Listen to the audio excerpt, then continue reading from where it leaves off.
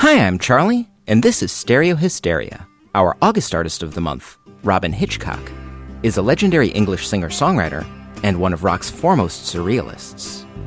He's just released an excellent memoir titled 1967, How I Got There and Why I Never Left, a psychedelic Bildungsroman chronicling Robyn's experience as a 14-year-old student at a boarding school steeped in history as he discovers the music that will become a lifelong inspiration.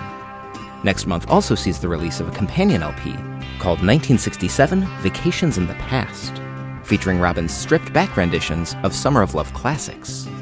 Stereo Hysteria spoke with Robyn via Zoom from his home in Nashville, Tennessee. And for the next hour, we'll be hearing our conversation, along with music from throughout Robyn's extensive back catalog. In the background now, we're listening to Tubby Among the Nightingales from Life After Infinity, his first all-instrumental album, released last year. But first, let's set the scene with a short extract from the preface of 1967. The music fades away, and for a moment there's just the expectant crackle of a needle in a groove. Then a stately guitar cuts through the trivial evening air, decorated by a kind of flamenco instrumental. And now comes the voice again. Solemn and world-weary, it sings the truth as I have never heard it before. They're selling postcards of the hanging. They're painting the passports brown. The beauty parlor is filled with sailors. I pause in mid-sweep and stare up into the last blue dregs of twilight. At one point in the song, Cinderella, like me, is sweeping up on... It sounds like Destination Row. What is this place he's singing about? I can't tell whether he likes it or hates it. Is he trapped there, or is it where he wants to go more than anything? As the song unwinds, the broom pulls me over floorboards I've already swept twice. It's Cinderella sweeping up on Desolation Row. If a job's worth doing, it's worth doing properly, eh, Hitchcock? Says a face that I'm heedless of. I'm led by my ears, and my ears are magnetized by the cast of characters parading before them as the song unspools. The scene where you're talking about the first time you heard Desolation Row is just so vivid, and I'm sure that's a song you've heard thousands of times since then. Yeah, but that was the first time I heard it, so that was the most vivid. I mean, everything I'm describing in that book is happening to me when I am at my most receptive. You know, my mind is like a clear roll of film, a clean reel of tape, whatever the modern equivalent is, you know. A blank flash drive. Yeah, quite. Whatever happened to me, at least that I was interested in, was extremely vivid and intense. You know, my cells were at their most receptive. So I absorbed things there permanently and deeply, especially if they were things like hearing Desolation Row or, you know, hearing any of that music, I suppose, you know, particularly the Dylan epiphanies, you know, like a Rolling Stone, which was the first Dylan music I ever heard, and Desolation Row, which was the end of the first Bob Dylan LP I ever heard. So my memory is good for things that were burned intensely upon it, is the answer, yes.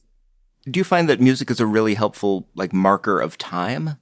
There are some segments of this book where you say, House of the Rising Sun or From Me to You were on the radio at the moment. Oh, yes, absolutely.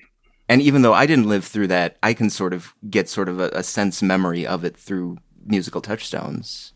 Well, those songs have a very long afterlife. You know, it turns out that I was there.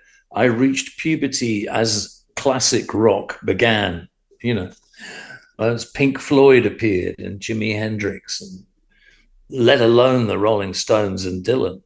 But yes, I mean, I measured out my life in Beatles songs throughout the 1960s because I was 9 when Love Me Do came out, and I vaguely noticed it, and I was just turning 10 when Please Please Me came out, and From Me to You, and there were 4 number ones that year. It was incredible. That was, you know, the Beatles' saturation bombing Britain.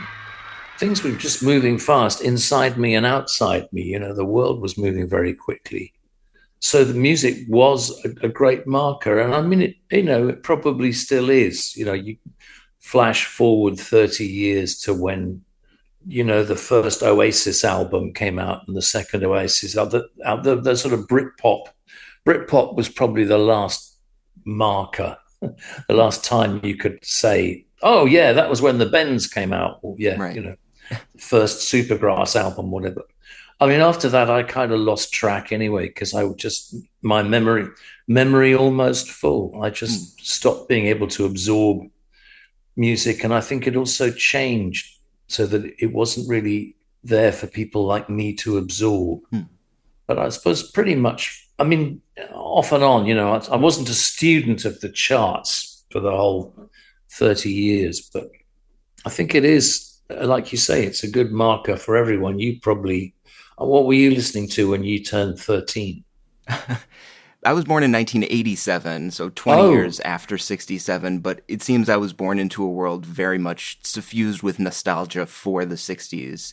So the music my parents were listening to was like Beatles and The Who and the Rolling Stones, but they also had the records by the people who were interested in that music that were current at the time. So your records with the Egyptians or XTC or Tom Petty or, basically anyone who had a Rickenbacker.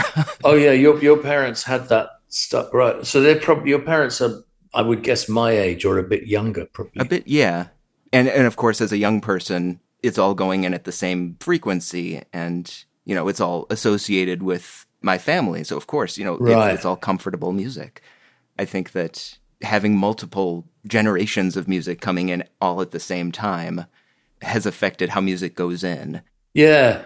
But it seems interesting, like in this book, there's sort of a generation gap. You're not listening to your parents' music. No, although we did a bit. I mean, my mother wasn't, I don't really know what music my mother liked, but my father liked songs. He had a lot of folk records.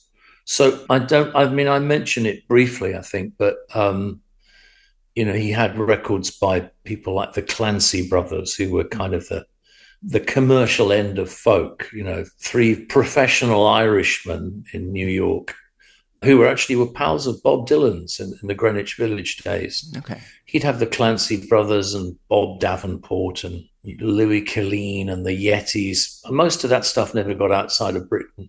And he liked that because when he was in hospital in the war, the nurses were singing traditional songs.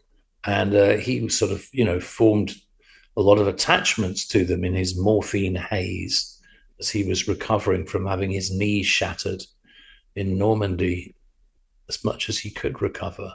So I did have my dad's music, but he was also quite good at, as I say in the book, he's the guy who actually turned up with the radio and sort of pushed it on us and said, you might want to listen to this. It was the Beatles. I'd heard them, but he sort of found the pop 90 minutes or whatever it was of top 20 music that we had once a week, and the Light program and the BBC, Yeah. The rare needle time. And there was he just turned up and my sister and I were watching some black and white science fiction puppets. And we had them both on for a while and then turned the TV down and then listened to the music. And then we gave up the TV altogether, gave up watching that show. So he was pretty good. But I mean, there was a generation gap which wasn't around, I think, by the time you came along. And in a way, that time I'm writing about was the last great generation gap. I mean, there may be one to come. But after that, although there's been phases, I think there was a generation gap between psychedelia and punk, although it turned out a lot of the punks were actually into psychedelia.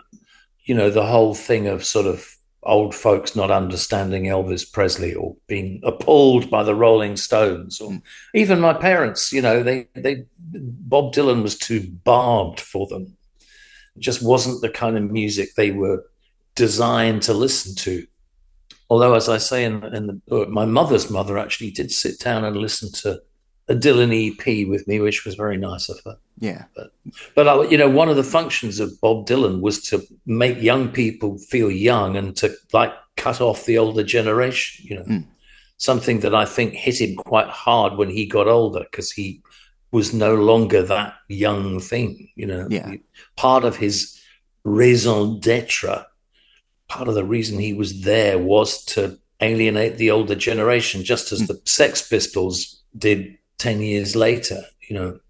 But I don't think music carried on doing that in quite the same way. That said, I think a lot of electronic sort of trancey, dancey, druggy music doesn't really make any sense to people like me who've never taken E and been to raves, you know. Yeah, it's time.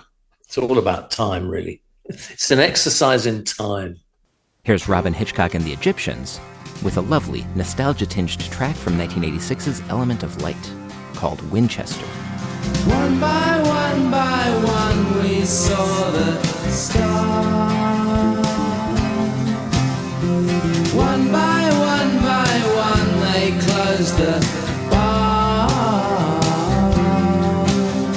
And one by one we all went back to Mars. From Winchester.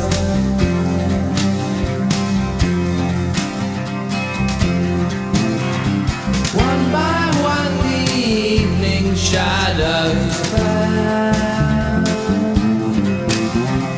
One by one we heard the bell. And I remember more than I can tell. From Winchester.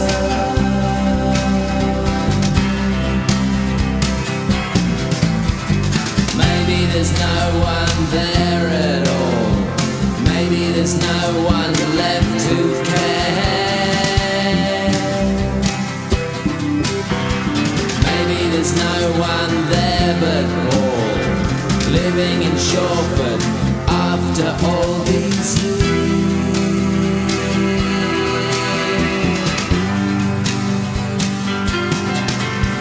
Standing in the Talbot in my place,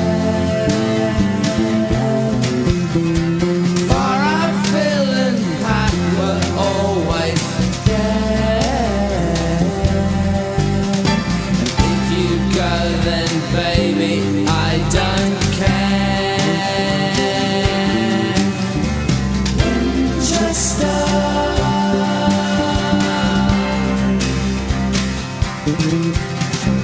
Water meadows curling round the water meadows curling round the bodies in the stream I see them, bodies in the stream I see them.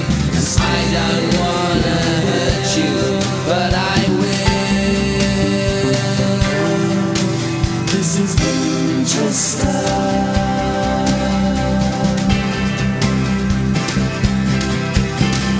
Maybe there's no one there at all. Maybe there's no one left to care. Maybe there's no one there but all living in Shawford after all these years.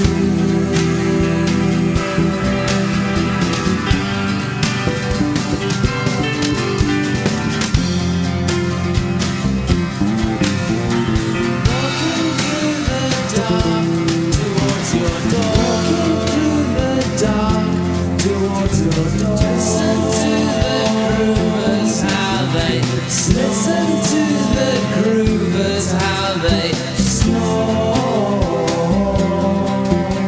And I just didn't know what love was for. In Winchester.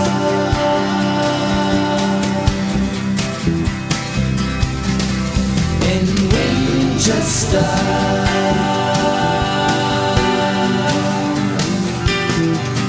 There's nowhere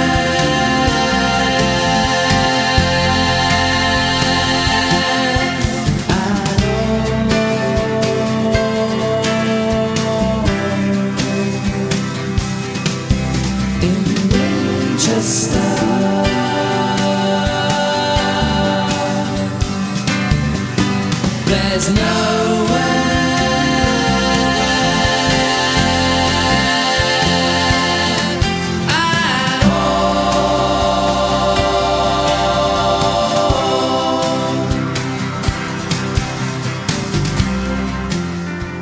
The way that you write about Winchester and the boarding school in the book, the lessons you're being taught there are very non-hippie lessons. It's not, don't trust anyone over 30. It's, trust everyone who's over 30. You mean at the school? Yeah. Well, I mean, we're being taught by people who are over 30 or younger people who certainly act like they're over 30 because they're in such a long tradition. That said, a lot of them aren't fully developed people. They're basically, the people I write about in places that some of the teachers and things themselves have arrested development. And arguably anything that harks back too much to your adolescence is a sign of arrested development. I see myself as a prisoner of my past as much as I see those weird old people in Winchester, in their day. I too became a prisoner of my past.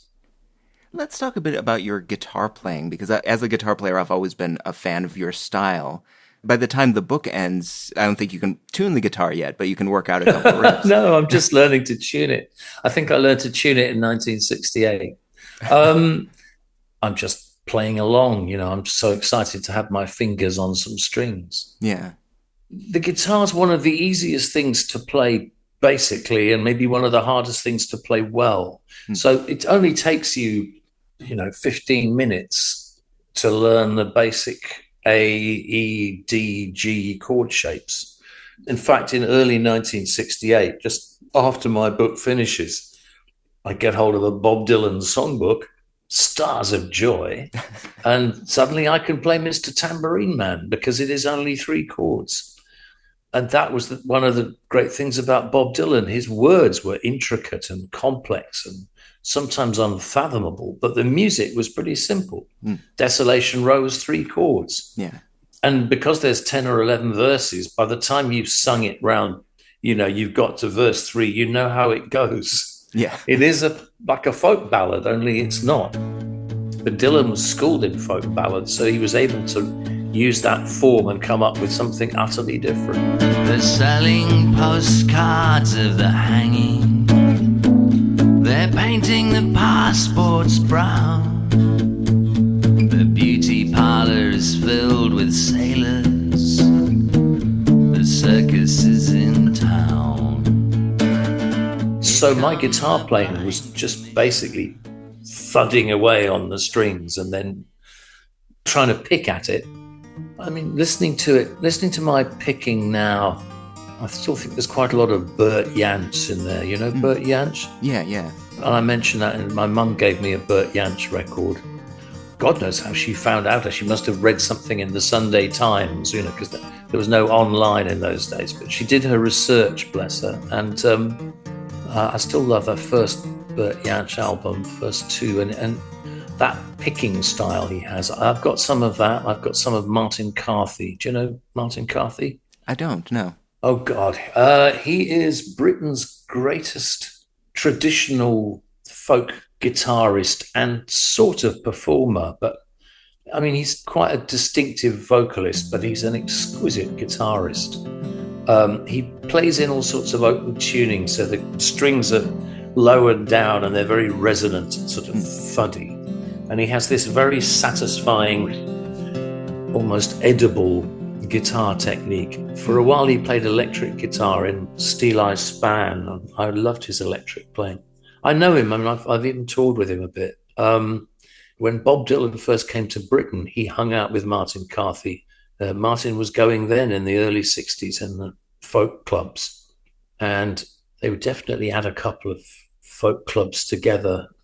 There's a tune that Dylan got from Martin Carthy, which he credits him with. Bob Dylan's Dream is based on a tune that Martin plays. But Martin didn't make it up, he just found it. But and apparently they met again last year after 60 years or something. Bob contacted Martin. I'd love to have seen that.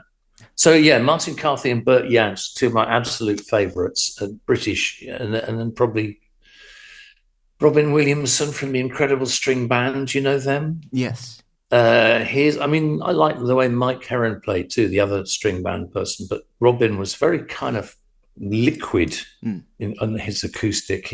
he had a great picking style. But, you know, I listened to sort of pop folk like Donovan and obviously Dylan and the Beatles, and, you know. The last time I saw you live was at the Old Town School of Folk Music. Oh, yeah. And being able to see your technique in person, it's very singular, I think. I think apparently I make things look more complicated than they really are. I do a lot of, I wave my fingers around, but I'm not aware of it. Yeah. I play acoustic very well live because I'm not thinking about it. And it goes with the voice. And I guess I've been doing it so long. I'm quite proud of my acoustic playing now because it's not sort of flashy, but it does what it wants. I've really found my way around the guitar. I know how to get drones without having to go into open tuning, but I can go into open tuning. I use open tuning at home a lot, but it's a bit risky doing it live because I find it difficult to retune. Do you write often in alternate tunings? Yeah, I do. And then I have to sort of think, how am I going to play this live? I know I actually prefer being in open tuning because nothing's going to occur to you if you. Yeah. All you've got to do is retune one string, and the guitar sounds drastically different. And I'm a big lover of drones. I mean, drones in music. So anything that can give me one of those, you know, drop the top string down to B or drop the B string down to A or something. Just little adjustments make a huge difference. But I'm much better at acoustic than I am at electric. And I don't really sit around in the house.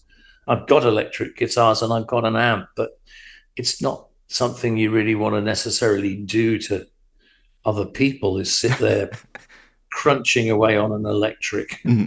The neighbors don't get as impressed as an audience does. No, nor does anyone else who happens to be in the house, really, even the cats.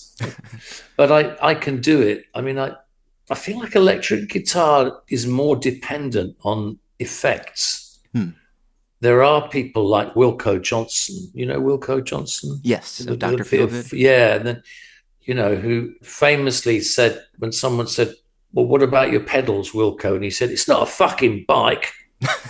You know, he was just sort of, he did everything, just turning the controls up and down. I always feel to get the best out of an electric guitar, you need a load of pedals, and I really hate having to deal with all that stuff. Just technology and wires, but not my friends. So an acoustic, you just pick it up, you know. Here's a decidedly electric piece of music. The lead-off track from the Soft Boys' debut album, 1979's A Can of Bees, called Give It to the Soft Boys. Feel like asking a tree for an autograph. And I feel like making love to a photograph. Photographs don't smell.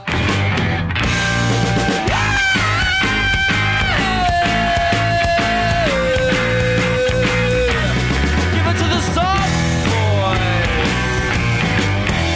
Soft boys. Well, I told you, baby, I was the only one.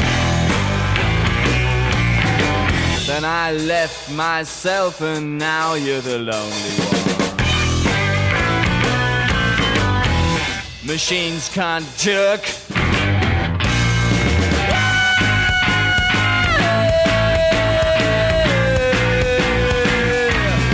it to the soft boy.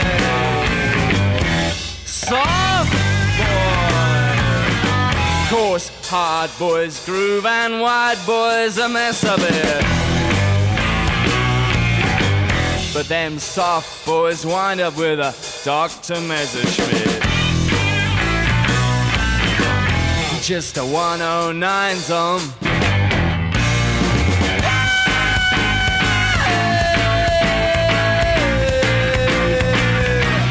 Give it to the soft boys. Soft boys. Let's talk a bit about the Soft Boys, your first band that makes an impression on the greater public. And that's sort of a two-guitar lineup with you and Kimberly Rue. Yeah.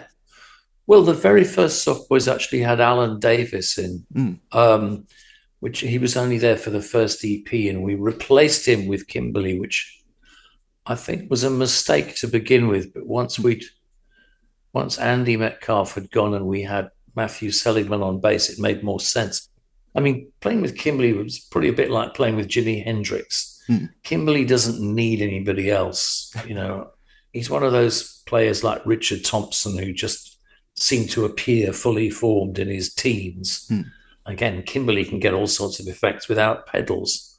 He's got an enormous amount of attack, but he's also very nimble, and, you know, there's a sort of fluidity to his playing.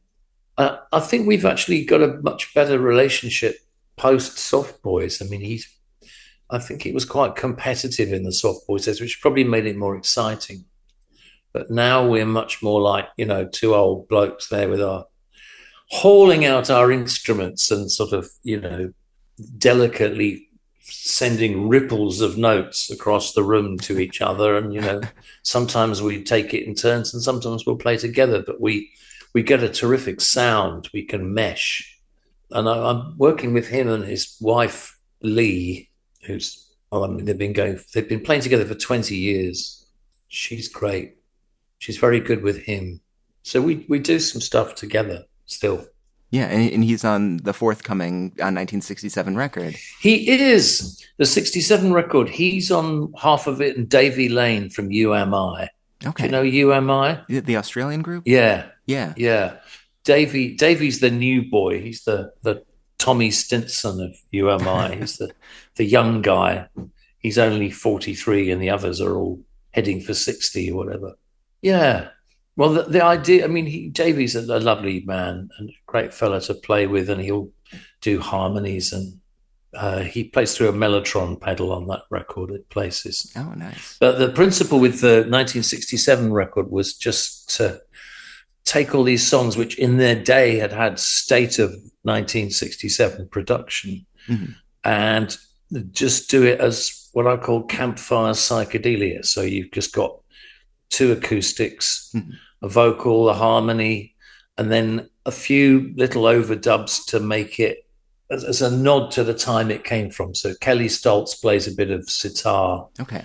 You know, he overdubs some sitar, and Davey plays a bit of Mellotron guitar, and Charlie Francis, who mixed it all in his studio in Cardiff, Charlie plays a bit of Mellotron. There's no real Mellotron on the record. It's all, you know, pedals, effects boxes. Well, from what I hear, it's hard to keep an original Mellotron in working condition. I think it is. And anyway, you know, everything can sound like anything else now. It's all, you know, it's the age of miracles. You know, you could probably make an album on a cheese grater. Just put it through the right pedals. From 1967, Vacations in the Past, out next month on Tiny Ghost Records. Here's Robyn's rendition of the Small Faces' Itchycoo Park. On the bridge of sighs, to rest my eyes in shades of green, on the dreaming spires, to Itchycoo Park, that's where I've been. What did you do there? Quick eye. What did you touch there? Touch the sky. The water tears there. Tell you why. It's all too beautiful. It's all too beautiful. I'm inclined to blow my mind, get hung up, feed the ducks with the fun. They all come out to groove about, be nice and have fun in the sun. I'll tell you what I'll do. What will you I'd do? Like to go there now with you. We can miss out school. Won't that be? Why go to learn the words of fools? What will we do there? We get high. What will we touch there? Touch the sky. The highs and tears there. Tell you why. It's all too beautiful. It's all too beautiful. I'm inclined to blow my mind, get get hung up, feed the ducks with the fun. They all come out to groove about, be nice and have fun in the sun. It's all too beautiful. It's all too beautiful. It's all too beautiful.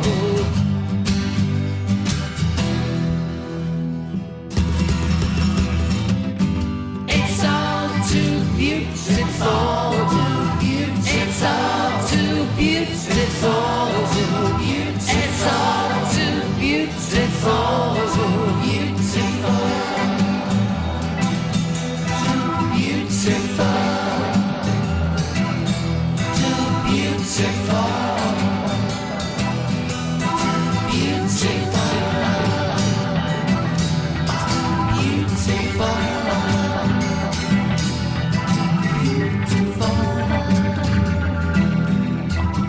Well, that's with Kim, and then Kim and Lee, his wife, they're singing harmonies. And I think a bit of Charlie. Charlie's playing some pedals at the end. But it's all in that vein, you know. Yeah. It's definitely that.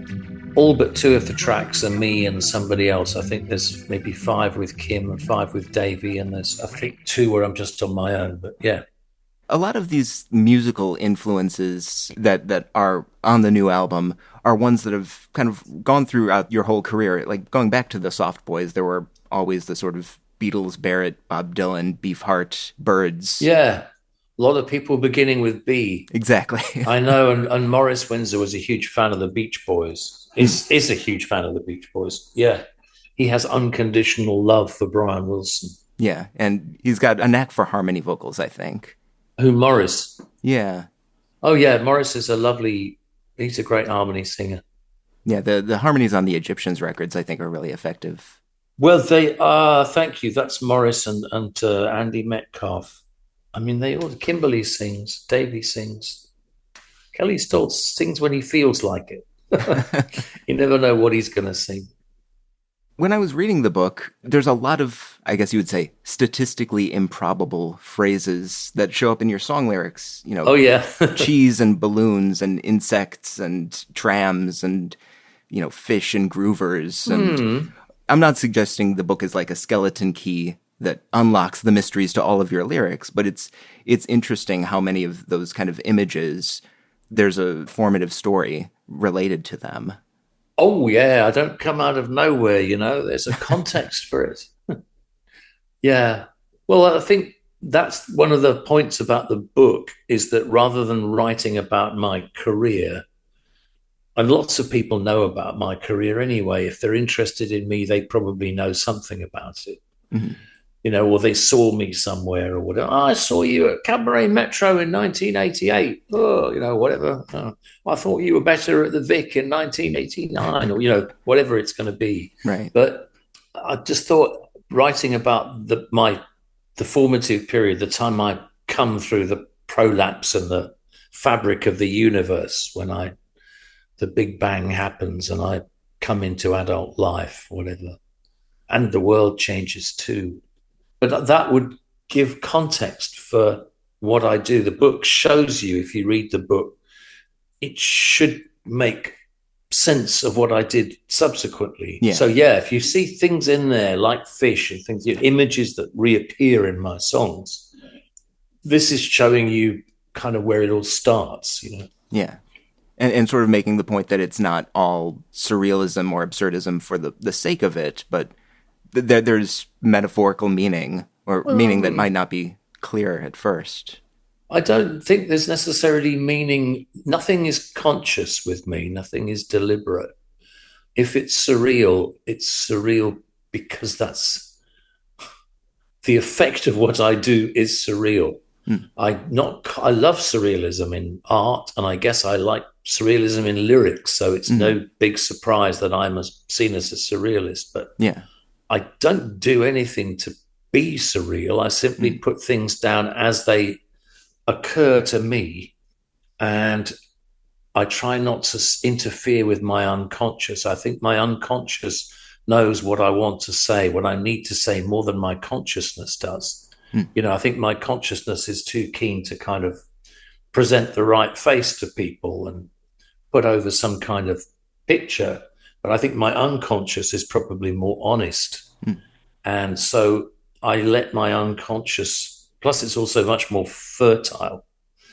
If you remove the filter of consciousness, all this stuff comes out. Of course, you have to then edit it, because otherwise it's just like emptying a sack of fish on a table or something and then chucking a load of cauliflower on top of it, then dousing it in washing up liquid or something, and she could get quite unpleasant. But, you know, you have to be selective about what you let through. But initially, you just let everything through, and then you prune it a bit, I suppose. And if things are metaphors, I don't know what they're metaphors for. I mean, I don't know whether people consciously, do you actually have a conscious metaphor, or do you just realize that what you've said is a metaphor? I don't know. Yeah, I think everyone's got different associations with, I guess, nature or literature or what have you. And so when we hear a phrase like Madonna of the Wasps, like that probably paints a picture to everyone that's a little bit different. Well, it should do. I mean, that's one of the points, isn't it, really, that the artist suggests things to people and then the people interpret them as they wish. That there isn't an ironclad interpretation of the song. Part of the fun with reading a book or a poem is that you, the reader or the listener, add your own you create your own interpretation of what the artist has lobbed your way. The artist is responsible for sending it out, but you're responsible for how you receive it. There isn't an instruction manual saying, okay, now when Madonna of the Wasps arrives, it's like this. She's approximately 5'7", you know, from the navel downwards. She is indeed a yellow jacket with black and white stripes. Be sure to see this replaces the original human abdomen. Is she like a mermaid? Well, it's a concept. I guess she's a bit like a mermaid, but she occupies a very different area, you know. You could sort of spell it out. But where's the fun in Actually, the Madonna of the Wasps was a drawing I did first, and then she turned into a song. From Obliteration Pie, a 2005 collection released only in Japan, here's a solo re-recorded version of the Egyptians' classic, Madonna of the Wasps. Lost Madonna of the Wasps, I wonder where we crossed, I wonder where she lost me. Lost Madonna of the Wasps, she's dying in the frost, I wonder what she cost me. Is this love?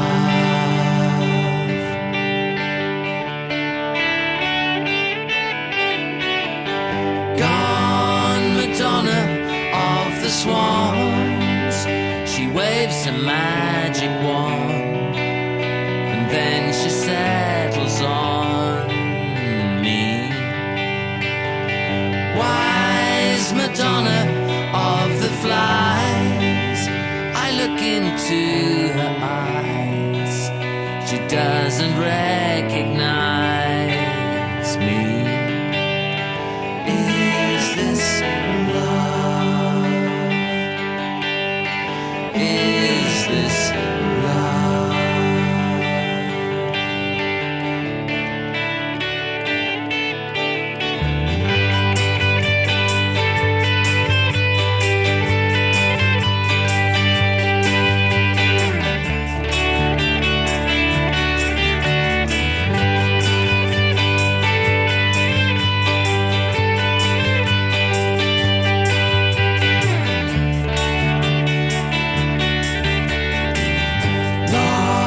Madonna of the Wasps, I wonder where we cross, I wonder where she lost me. Lost Madonna of the Wasps, she's dying in the frost, I wonder what she cost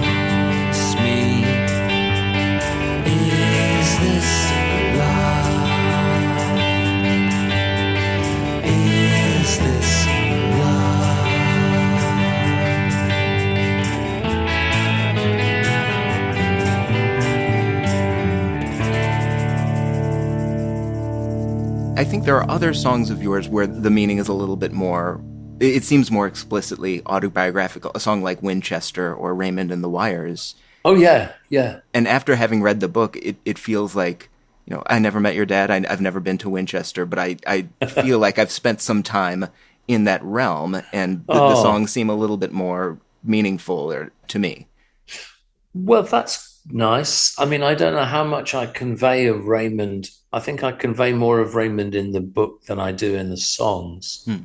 Although he is in, I think Raymond and the Wires is the one that's my father, you know, my father Raymond, that's the one he's most evoked in. Mm-hmm. But, you know, Raymond's very much part of the subtext. Yeah. He had a very vivid imagination. He wrote books and plays and painted pictures, drew cartoons.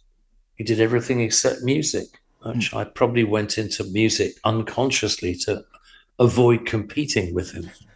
But yeah, he was very fond of, it was him that moved the family down to Winchester, and I think it was him that probably suggested I go to that school. Okay. He was much preoccupied by Wessex. Wessex was the kingdom of, sort of southern kingdom of Britain in Saxon times, I think. He was very interested in all that. It's sort of medieval, pre-medieval Britain. It's like he had a sort of fixation on it, time-wise. There were certain periods in history that he just seemed to kind of gravitate to. One was the whole Stonehenge Druid era, and then another one was the Anglo-Saxon period and sort of early Norman.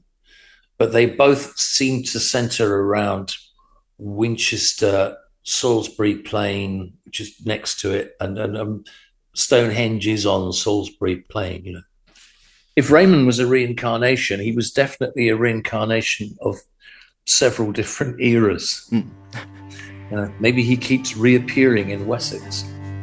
Raymond of Wessex. From Robyn's self-titled LP, released in 2017, here is Raymond and the Wires. My eyes have seen the trolley bus on her pneumatic tires, vamping down the high road, drinking from the wires. My eyes have seen the trolley bus, her rivets and her wheels, sinking electricity. I wonder how that feels. I wonder.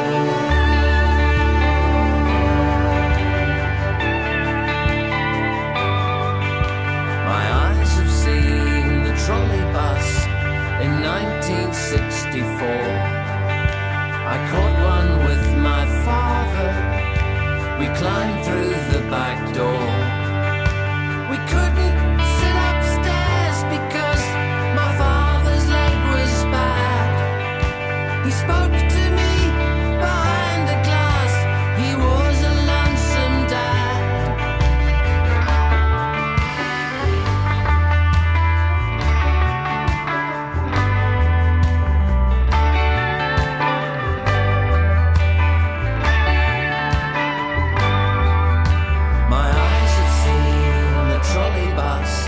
The silent way she moves. You miss the love you never had. The needle skips the grooves. I never knew my father close, although I took him in. He travels round beside me now. He goes everywhere I've been. I wonder.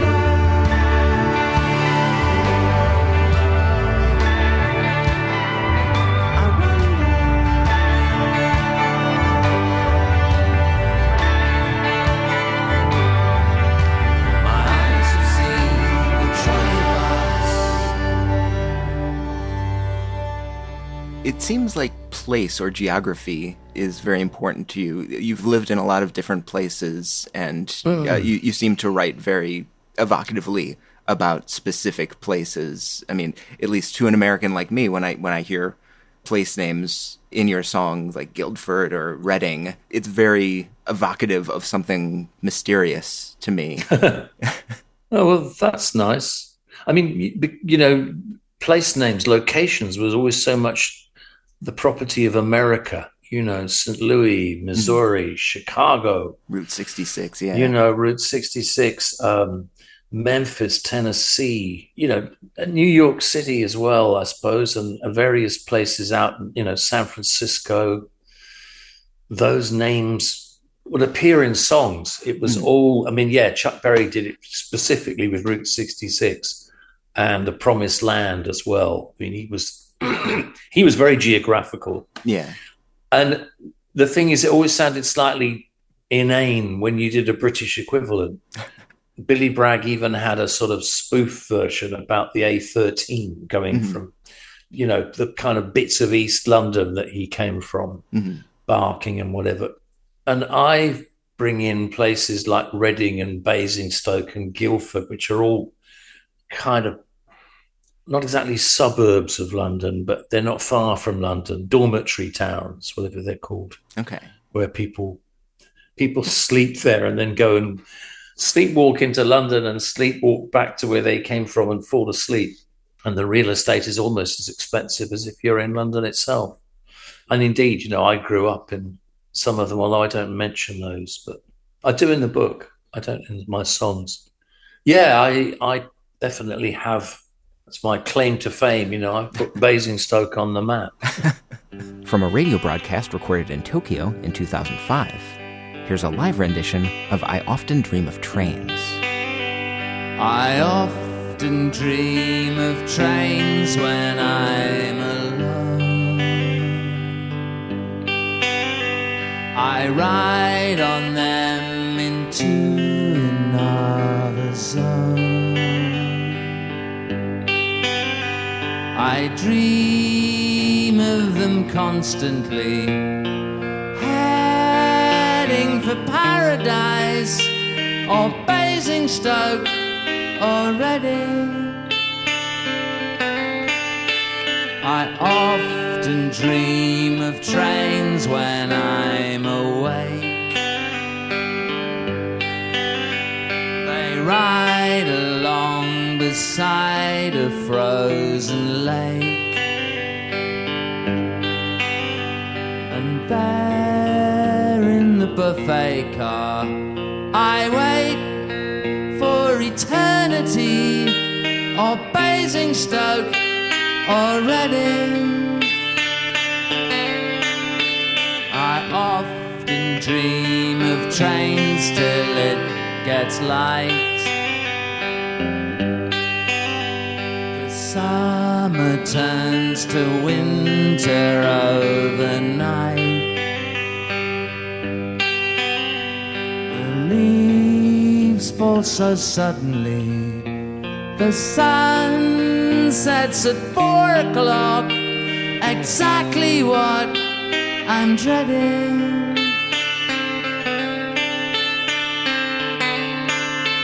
I often dream of trains when I'm with you.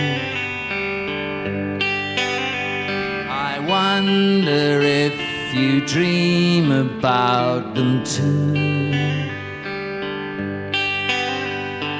Maybe we'll meet one night out in the corridor. I'm waiting for you, baby. Baby, baby.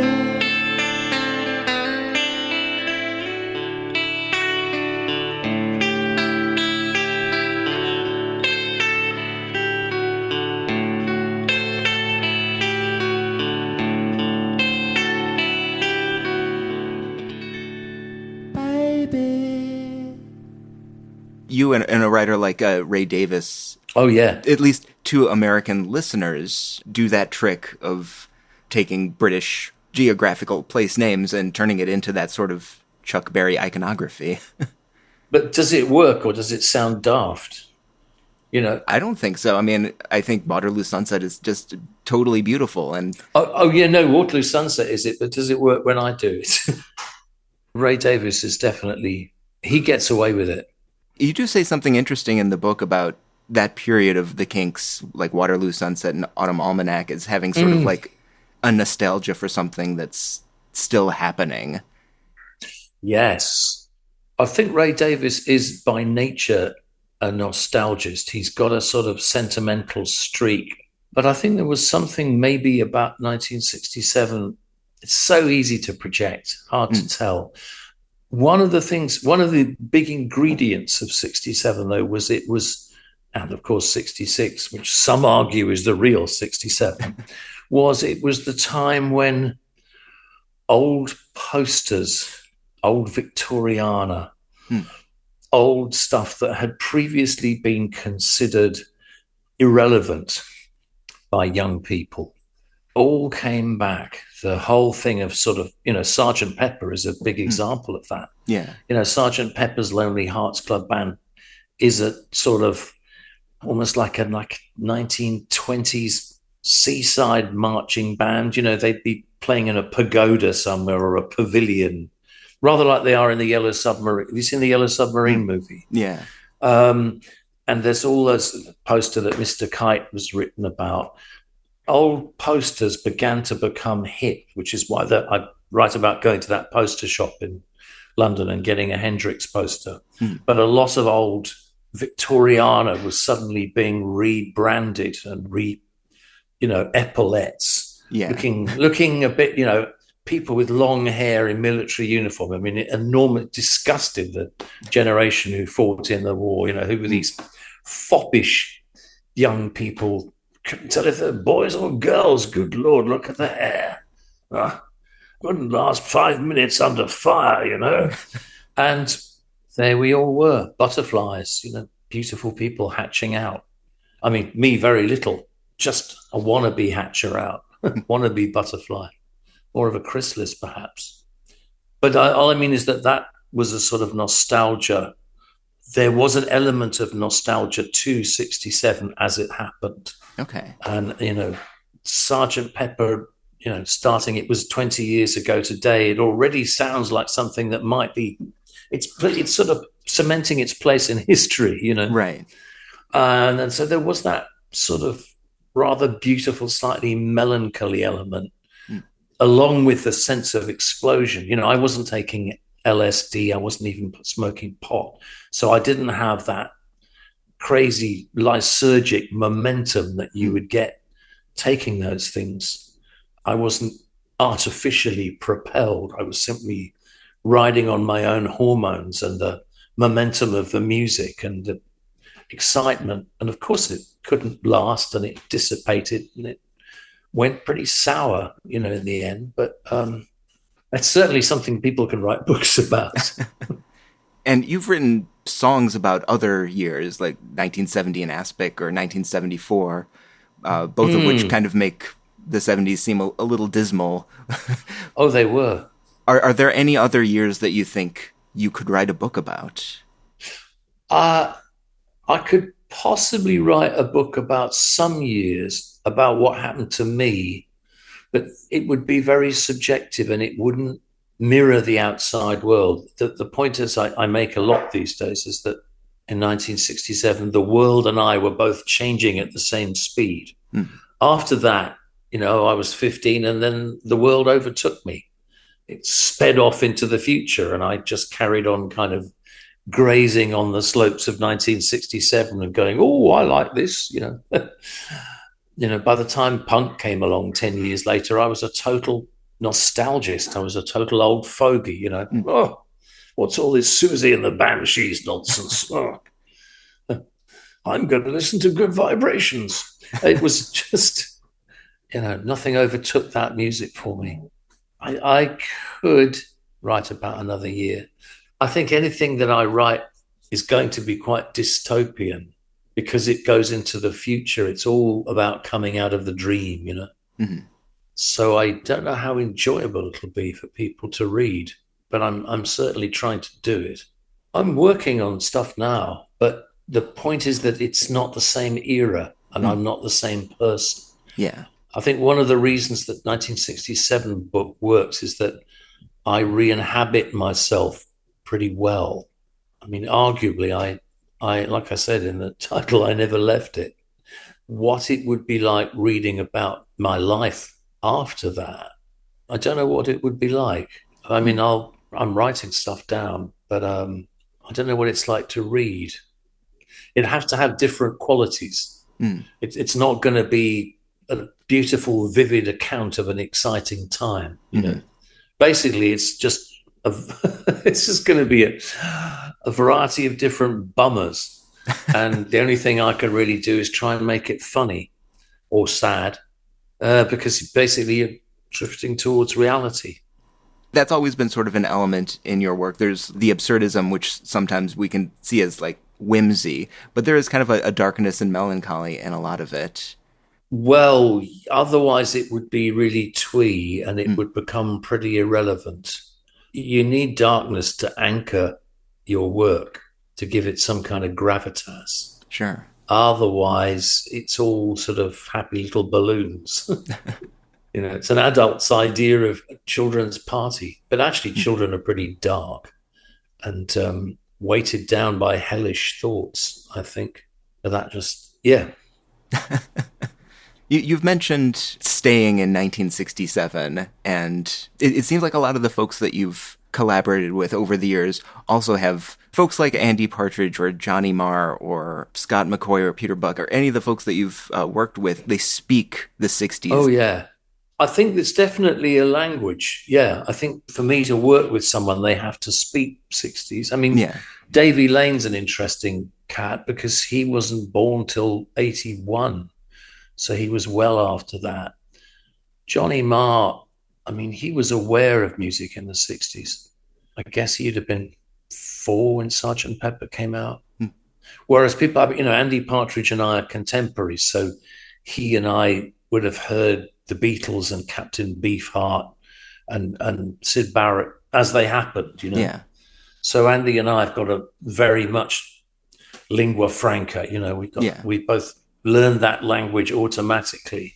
It's more interesting for me when younger people, such as yourself or Davey, pick up on it when actually by the time, I mean, if you actually sort of came of age in the 90s, that music was already getting on for 30 years old. So, you know, and obviously I feel tremendously pleased that the music I listen to is still relevant. In terms of this book, I don't think you need to know my work, my songwriting, in order to enjoy it. But I think you do need to know Dylan and the Beatles. If Dylan and the Beatles are not languages you speak, then my book won't make much sense. I am a fluent Beatles speaker, so... Well, then this book's for you. You know, I think maybe that's part of its appeal, is that people love to be fans. They love to love music. And this is me as an absolute fan. You know, that music is kindling something in me, and I'm just sort of fueling me for life. And in the book, you can see me taking that stuff in. And then I'm just going to, the 14-year-old me is going to direct me for the rest of my life. So here I am in Nashville, 57 years later, partly because the 14-year-old me read books, read papers, weekly music magazines saying that Bob Dylan was recording in Nashville. And I thought Bob Dylan was the most important person in the world at that stage. You know, so suddenly Nashville was on the map. You know, you take dictation from your teenage self.